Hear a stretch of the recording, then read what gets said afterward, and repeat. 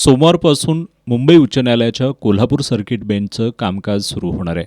तत्पूर्वी रविवारी सरन्यायाधीश भूषण गवई, मुंबई उच्च न्यायालयाचे मुख्य न्यायमूर्ती आलोक आराध्य यांच्यासह मान्यवरांच्या उपस्थितीमध्ये सर्किट बेंचचं उद्घाटन होणार आहे. आत्तापर्यंत सुमारे 250 अधिकारी कर्मचारी कोल्हापूर सर्किट बेंचसाठी नियुक्त झालेत.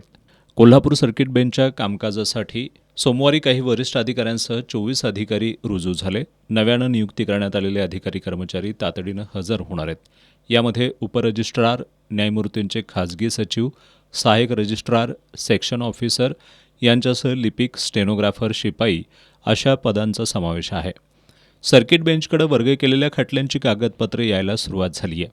आलेली सर्व कागदपत्रं स्कॅन करून त्यांचं डिजिटल डॉक्युमेंटेशन केलं जात आहे. सध्या कोल्हापूर सर्किट बेंचसाठी 3 उपरजिस्ट्रार, 15 न्यायमूर्तींचे सचिव, 4 सहाय्यक, 28 सहाय्यक सेक्शन ऑफिसर, 70 लिपिक, 41 शिपाई आणि 1 लिफ्टमन आणि ग्रंथपालाची तर 2 चोपदारांची नियुक्ती करण्यात आली आहे.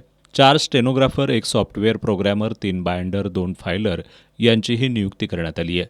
CPR समोरील जुन्या न्यायालयाच्या इमारतीत सुरू असणाऱ्या या सर्किट बेंचसाठी गेले महिनाभर शेकडो कर्मचारी अहोरात्र राबत आहेत.